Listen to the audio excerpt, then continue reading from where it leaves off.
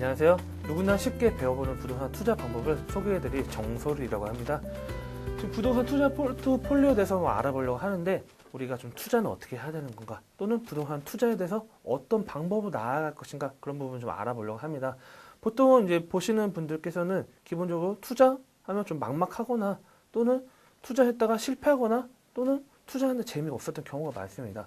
물론 뭐 여러 가지 뭐 요소들이 있고 환경들이 있겠지만, 기본적으로 계획 없이 무분별하게 투자하시는 분들이 많기 때문에 이런 부분에 대해서 알아보고 구체적으로 한번 짚어가보고자 합니다.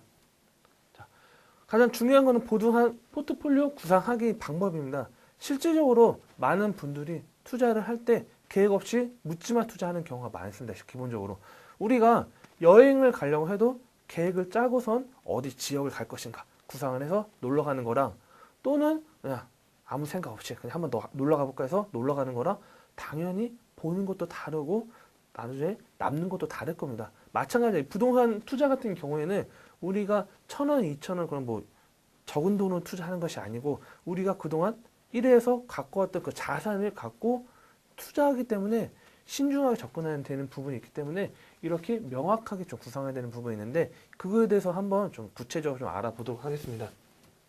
자, 첫 번째 중요한 거는 부동산 계획은 좀 명확하게 투자를 해야 된다. 가장 큰 포인트가 되겠습니다. 실질적으로 많은 유사 사례들을 보면 투자를 하는데 계획 없이 무분별하게 투자하는 경우가 많아요. 실질적으로 나는 안 그렇겠지 생각하지만, 실질적으로 돈이 만약에 예를 들어서 돈이 1억이 있다고 하면 1억에 대해서 어떻게 투자를 해서 어떤 방법으로 수익을 올릴 거라 생각하는 게 아니고, 그냥 투자하면 2년 뒤, 4년 뒤 가격 오르겠지, 그렇게 투자하신 부분이 있는데, 중요한 건 내가 과연 이 돈을 갖고 월세를 받을 것인가, 또는 내가 이 돈을 갖고 수익형으로 해서 향후의 시세 차익을 볼 것인가, 그런 부분을 명확하게 짜야 되는 부분이 가장 중요합니다. 그렇기 때문에 첫 번째는 이 계획은 명확하게 내가 어떤 용도로 부동산에 투자하겠다, 그런 포트폴리오 구상에 대한 필요가 있겠고요. 두 번째는 당연히 안전적인 투자는 필수입니다. 우리가 과거에 보면 우리가 은행에다 돈을 넣으면 이자가 많이 높았죠, 과거에는. 근데 지금 현재는 저금리 시기이기 때문에 은행에 돈을 넣어도 이자가 많이 높지 않다 보니까 주식 또는 부동산 투자하는 부분들이 많습니다. 물론 투자를 할 때 처음에는 걱정되기도 하고 불안하기도 하니까 작은 돈으로 좀 안정적으로 투자하시는 분들이 있는데, 어느 정도 재미가 있다고 하면 좀 공격적으로 투자하시는 분들이 많아요. 실질적으로 제 주위에 좀 상담하시는 분들이나 또는 좀 고민을 말씀하시는 분들 보시면, 이 감당할 수 있는 범위에 투자를 해야 되는데 넘쳐서 투자하시는 분들이 많습니다. 실질적으로 내가 투자할 수 있는 돈은 2억밖에 안 돼요. 하지만 주위에 부동산을 돈 버는 다른 이야기를 많이 듣다 보니까 무리하게 대출을 이용해서 2년 뒤, 4년 뒤에 무조건 부동산 값이 오를 거다, 그렇게 해서 투자하시는 분들이 많은데, 실질적으로 이런 걸 계획 없이 무리하게 투자했다가 뭐 역전세 또는 뭐 집값 하락 등으로 인해서 손실을 보는 부분들이 많으신 분들이 상당히 의외로 많습니다. 주위에 보시면 꼭 그렇게 손해 보신 분들이 많으실 거예요. 하지만 주위에 보면 다 돈을 벌었다는 이야기만 하지 뭐 손실 봤다, 손해 봤다는 말은 잘 안 하려고 하죠, 부끄러우니까.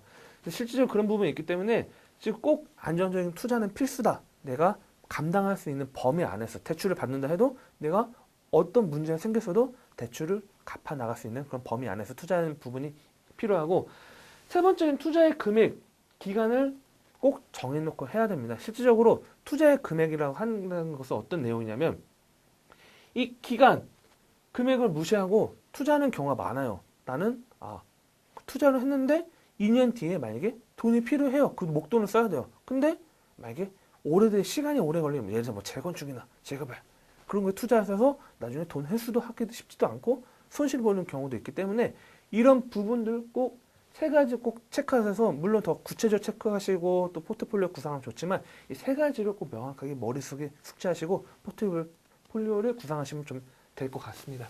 네. 기간에 따라 투자 계획하기로 한번 알아보도록 하겠습니다. 우리가 기간에 따라 투자 계획하는 방법이라는 것은 어떤 내용이냐고 하면, 실질적으로 내가 기간, 즉 부동산 내가 투자를 갖고 어떤 기간, 1년 아닌가 또는 3년, 5년 뭐 그런 식으로 기간에 따라 좀 투자해야 되는 부분들이 있습니다.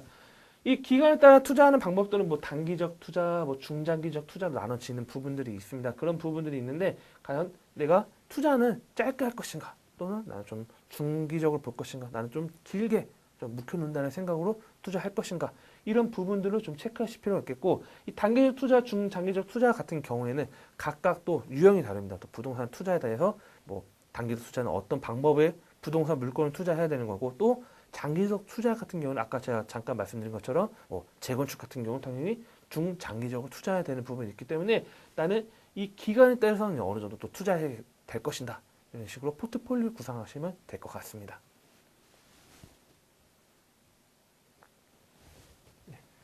투자 방식에 대해서 좀 계획을 한번 또 해봐야 되는 부분이 있겠죠. 기본적으로 아까 그 바로 전에는 기간에 대해서 이제 말씀을 드렸는데 이 투자 방식, 투자 방식이라면 부동산이라는 건 단지 하나의 유형이 있는 게 아닙니다. 실질적으로 아까 말씀드린 것처럼 수익형 부동산이라는 것도 있고 차익형 부동산이라는 것도 있는데 이 투자의 방법에 따라서 이 스타일, 향후에 또 수익도 또 달라지는 부분들이 있습니다.